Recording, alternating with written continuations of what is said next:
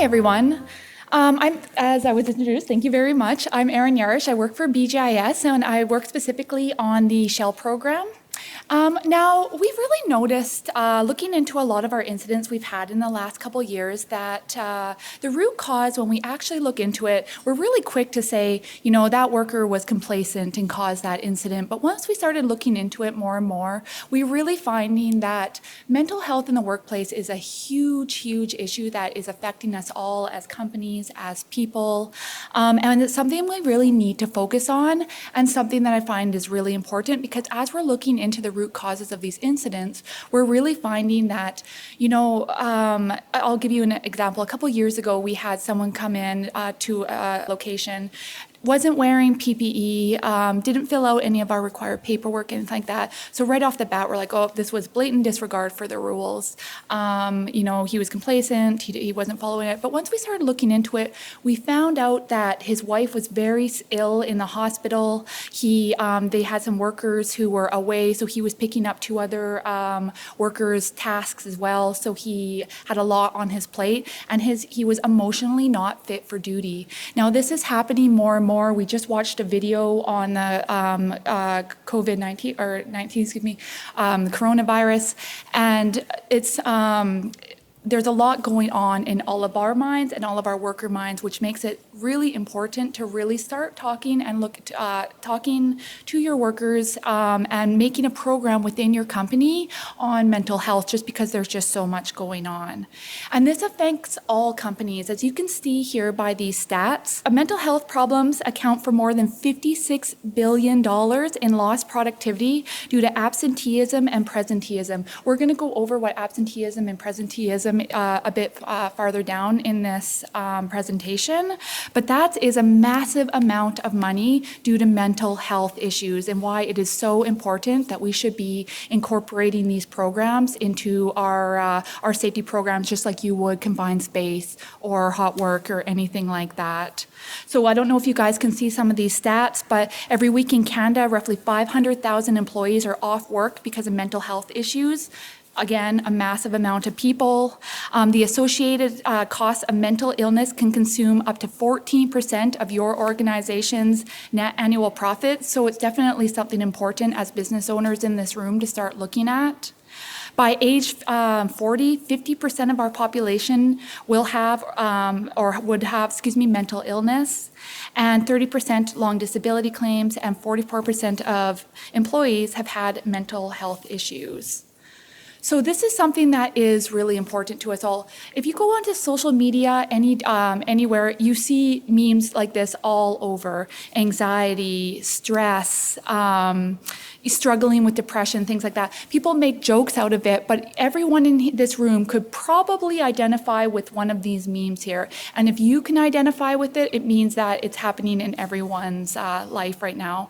And with having our phones and these Apple Watches on our wrists, everything like that, it's awesome to have the world at our fingertips, but it also causes a lot more stress, a lot more multitasking and things like that, that maybe our bodies it's not the best for our bodies to have everything at your fingertips all the time, because you never give yourself the proper rest that you really need to be fully present in your jobs. How does mental health affect companies? So one thing that's really important to realize, the Supreme Court of Canada has ruled that an employer can be held accountable for causing a legitimate personal injury, whether physical or mental, if they're found guilty of neglecting the physical and mental health of their workforce. This is, again, why it is so important to start incorporating this into your programs. A few years ago, as we saw the first case in Toronto with that scaffold that collapsed, they started bringing criminal charges against supervision and companies that are neglecting the safety of their workers. But pretty soon, this is going to be incorporated in that, now that WCB, WSIB are doing so many claims for mental health. It's costing a lot of money to companies, and this is just going to be just as important as any other safety program that you have in your companies. But what is mental health exactly? Just to give everyone kind of a definition of it. So it includes our emotional, our psychological, and our social well-being. It affects how we think, how we feel, and how we act. It also helps how to determine how we handle stress and relate it to others and to make choices. So this comes in a few different ways. If you go down to the bottom, there's things like biological factors such as genes or brain chemistry could affect your mental health and well-being. Life experiences, trauma or abuse really affects your mental health and well-being, and family history of mental health problems as well. So what should you guys be doing and adding into your programs at work? So some of the symptoms of mental distress in employees needs to be monitored. You should really be watching and interacting with your employees on an ongoing basis. So number one, looking at things, psychological signs with your employees: anxiety, depression, pessimism, irritability, a sense of overwhelm, discouragement. Behavioral issues, aggressive behaviors, lowered performance quantity and quality, increased absenteeism, use of sick days, disinterest, frustration, things like physical things like headaches, insomnia, heart palpitation, muscular tension, cramping, fatigue. So it's really important for everyone and all the supervision and company managers in this room, and not only that, coworkers looking at each of the employees. If you see any of these behaviors or within your coworkers, there's a good chance that they are possibly not emotionally fit for duty, therefore their mind's not on the task. And when you put them out into safety sensitive positions or put them out in the field, are they actually there? Are they fit to be doing that job, or is their mind on some sort of other pressing issue causing a major hazard to themselves? You know, another thing that to look for, and this, if people don't maybe have mental health issues, but one thing, and this happened to me last night, I got in really late, is insomnia. So this happens, new parents is something to look out for. We're talking about mental health here, but also anything that causes your mind to wander is something what we want to look at. Insomnia is a major one. If you're not getting enough sleep, this is a really interesting stat to me. In 2012, a US study of 4,991 participants, insomnia-related accidents and errors cost each workplace an average of $32,000 US annually, where the insomnia had lasted for more than 12 months. And this was significantly more than the cost of accidents and errors unrelated to insomnia, which amounted to an average of $21,000. So this is a really interesting stat. Think about how many people you know with new children that have young kids, things like that, where they're maybe not getting a good night's sleep.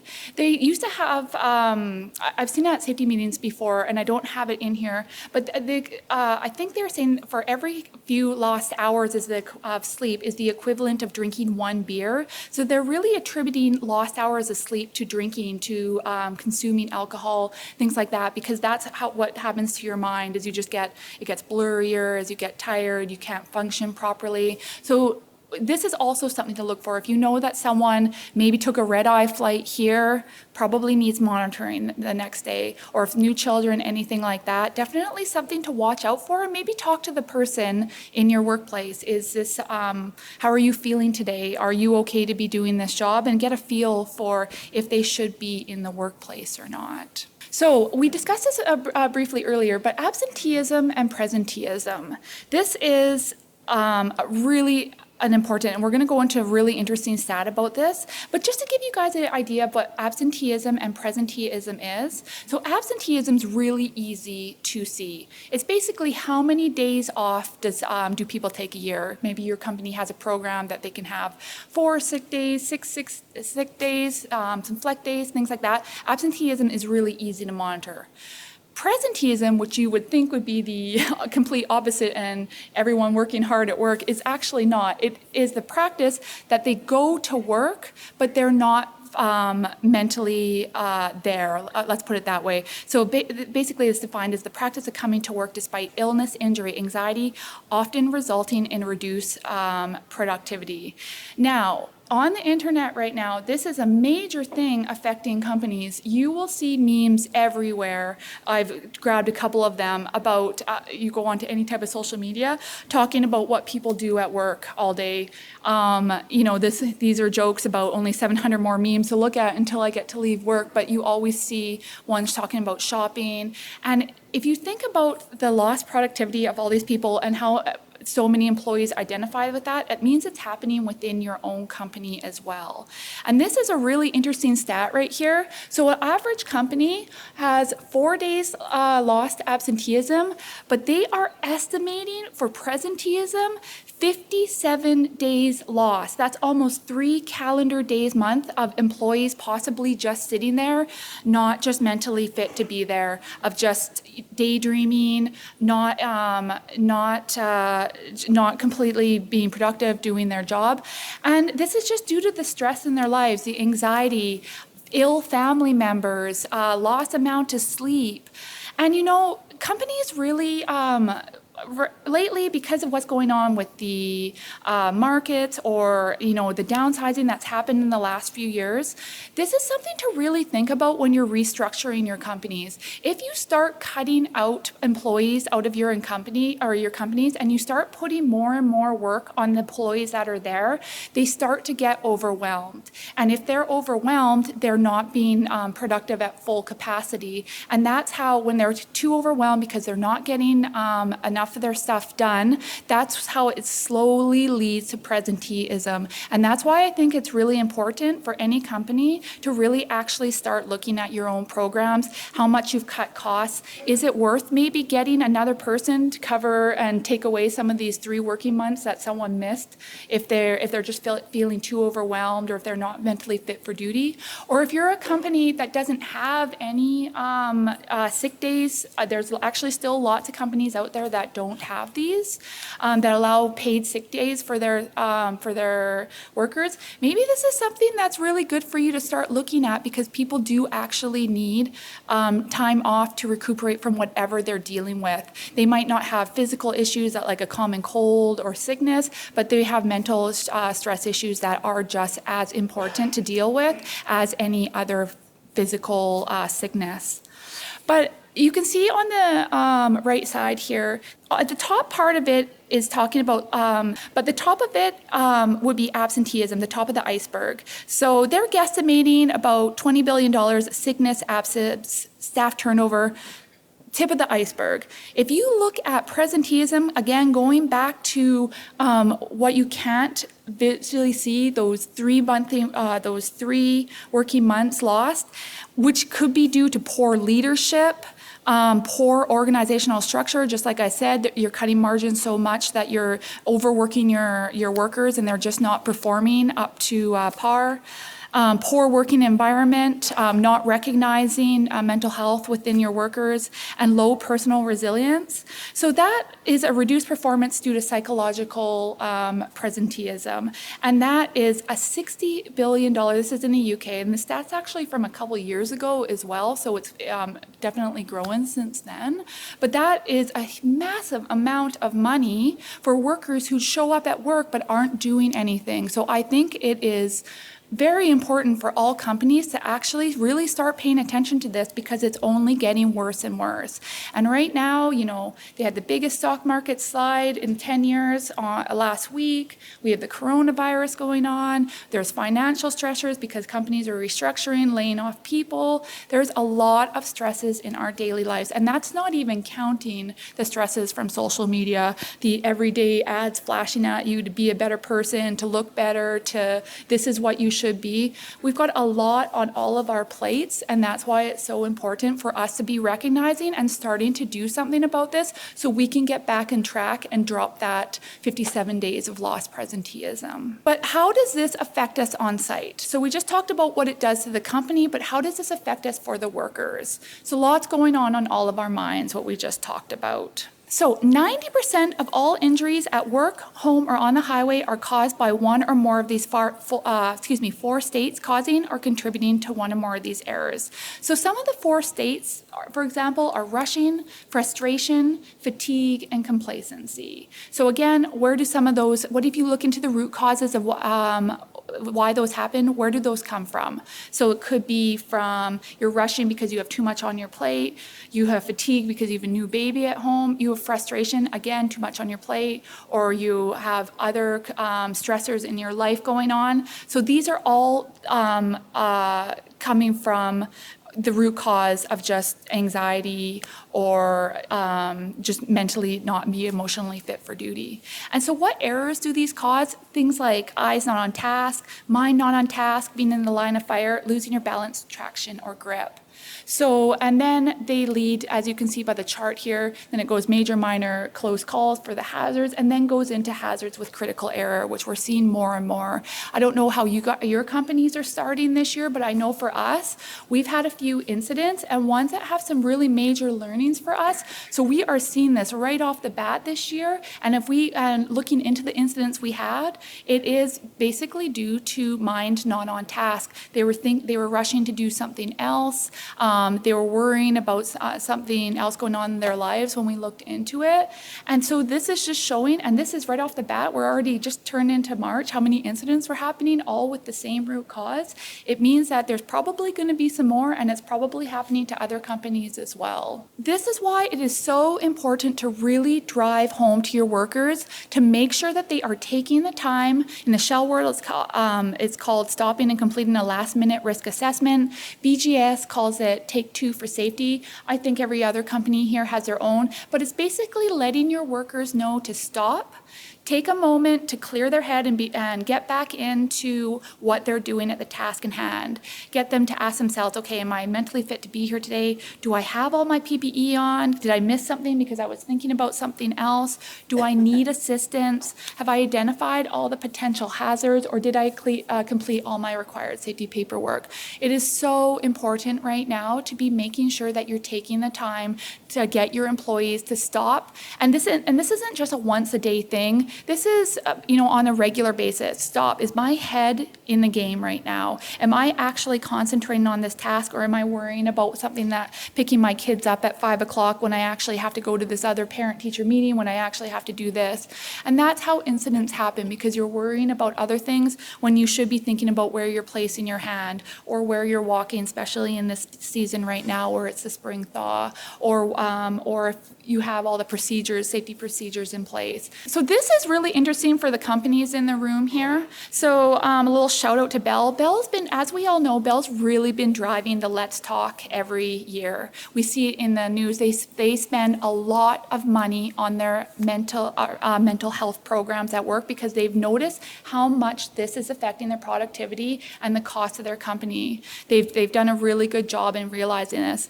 But just from like a money standpoint, a monetary standpoint, if you look at the return on investment, Deloitte just did a survey into this, and they focus return on investment of their mental health program. So they say that they analyze the savings achieved from the reduced and short-term, long-term disability costs and increased productivity relative to the cost of the mental health programs in place.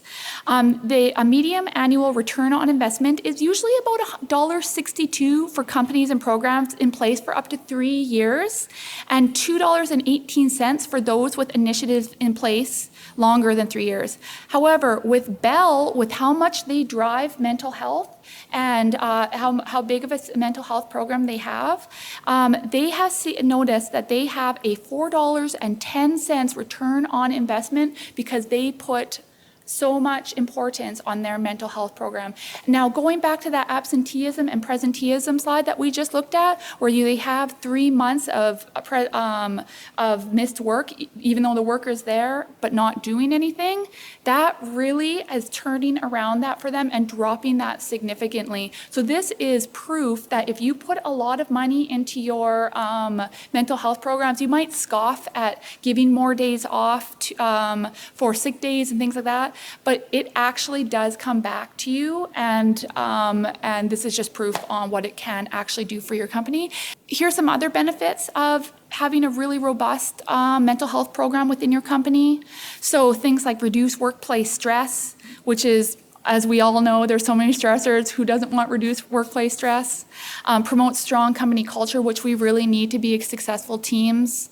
Reduces sick days, boosts talent acquisition and retention. If you guys have a lot of turnover, maybe it's time to look at something along these lines. Improved employee engagement, which is so important. Reduce presenteeism and absenteeism.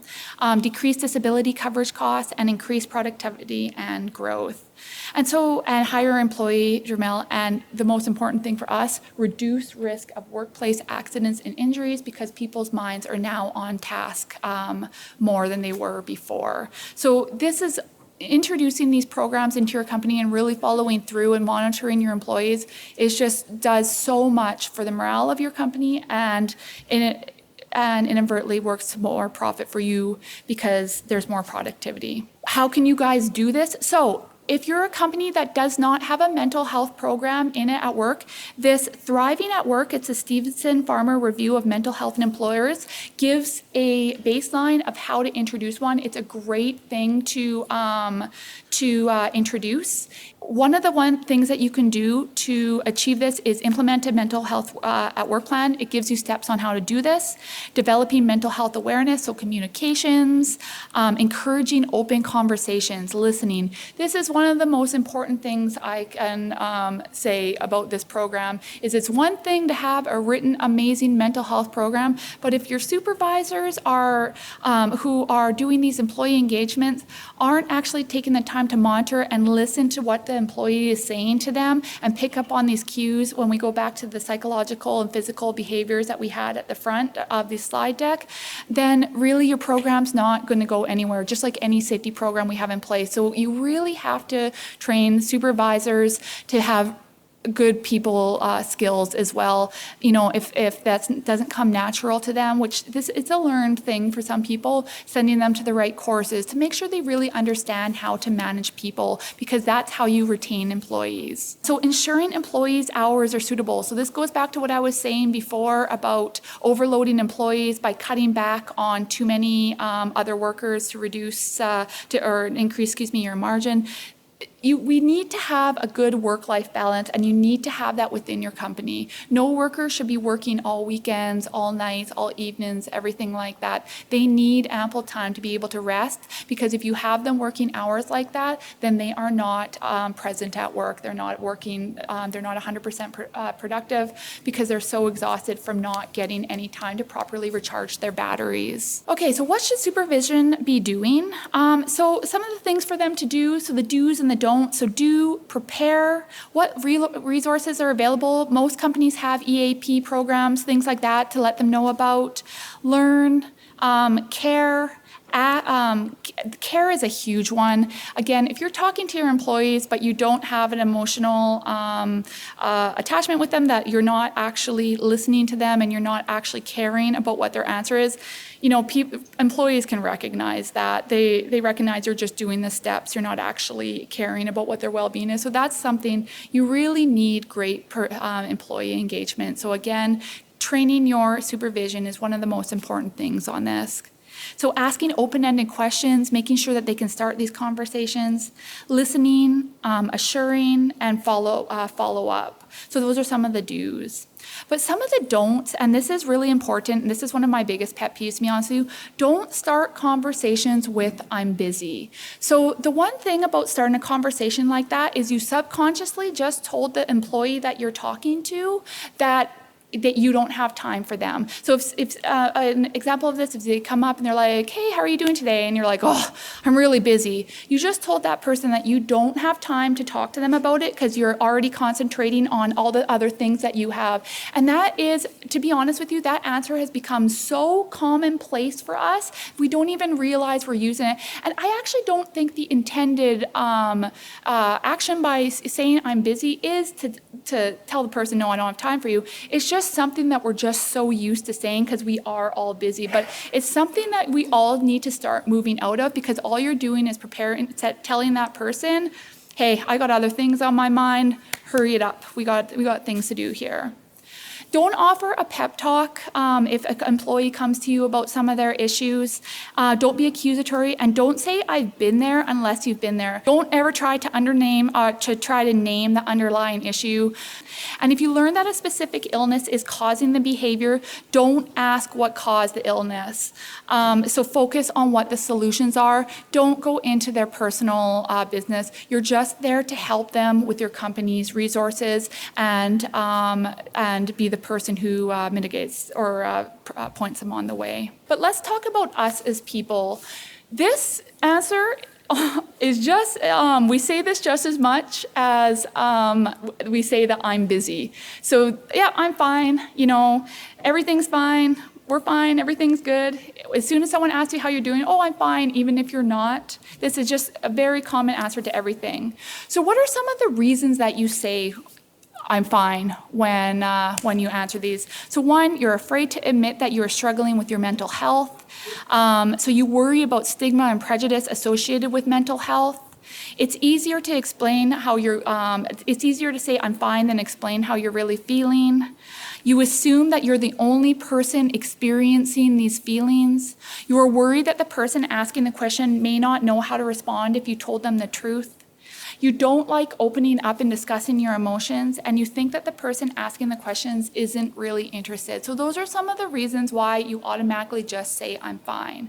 And a really interesting study, and this is back, is of 2,000 adults, they found that the average person says, I'm fine 14 times a week, but only 19% mean it, which again goes back to all of these other things we've just been talking about, that everyone's telling you they're fine, but if 19% only really mean it, it means they have a lot going on their minds. Okay, so what causes us we just went through some of the reasons that we say I'm fine, but what really causes us not to open up to people? And realistically, if you look down to the root cause of it, it's fears of vulnerability. The thought of opening up to someone, telling them what your deepest issue is on the inside, what's causing you all these anxiety, all these issues, the thought of telling that to someone else and them just brushing you off or laughing at you, we've got a really joking society because we can't handle a lot of emotional things like that, or not understanding what you're talking about is just why it's so easy to say, I'm fine. I don't want to go into it. I don't want to open up like that. But realistically, that's why we have so many emotions bottled up in us, and that's why it's starting to seep out in other ways, increase incidents, mind not on task, just too much anger, frustration, and anger and frustration just comes from not being able to express and get all this stuff that you have on the inside out. So that what comes out is anger and frustration instead. So that's why it's really important to start focusing on yourself on, how can I actually start dealing with some of this stuff that I have on the inside? So one, you need to first understand what it is that you're feeling, because if you don't fully understand it, you're not going to be able to verbalize it to other people. So you have to start developing a bit of a self-awareness. Maybe start journaling things, to write things down. If something makes you really upset, or if you're really sad about something, start actually questioning yourself, okay, why am I feeling this way? So then when you do understand it about yourself, you do have to take a risk, which is difficult for all of us. You have to pick someone you trust to talk about it. And so that, be it your supervision, maybe you can start with family members, friends. In all of our lives, there's probably someone that you can pick to talk about this. And if you have no one in your life, there is so many lines that you can call right now, help centers, mental health groups, therapists. There's so many different avenues where we are really lucky that this is becoming so common. Okay, and this is a really important one, is you need to learn how to ask to let people know what you need. So sometimes you might only need someone to listen to you and let them know that, hey, I'm not looking for a solution. I just need to talk about this. Be reciprocal, and this goes back to what I was just talking about, is finding people that will are in similar situations with you. If you open up to someone and they will open up back to you, you, make sure you listen to them as well and don't just make it about you, because then now you just opened up a conversation between the two of you, and you actually learn from other people's experiences as well. It's really important to hear how other people are doing too. Very most thing of this whole process is just trusting. Trusting that, yeah, maybe if you open up to someone and start verbalizing what you're feeling, it's going to be difficult, but trust that, yeah, if someone, kind of laughs about it because they're feeling uncomfortable, maybe they haven't come to terms with their own personal interior feelings as well.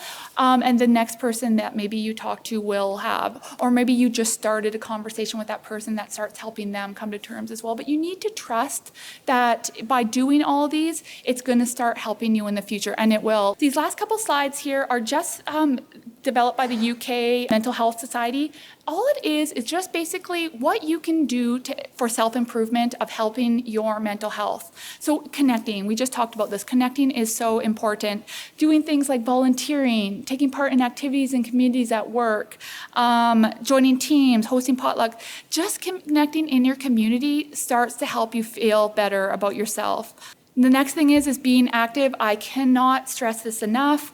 For me, when I was first diagnosed with MS, the only way I wanted to deal with it was by drinking and eating. That was my stress reliever. That was how I got my endorphins. And, so I put on a lot of weight, and it made me unhappier and in a worse state I was before. But, I ended up getting healthy, cutting back the alcohol. I lost 50 pounds, and I cannot tell you how important it is. Nothing makes you feel better than giving. And this doesn't mean monetary. This means your time, energy. Making someone else feel good makes you feel good.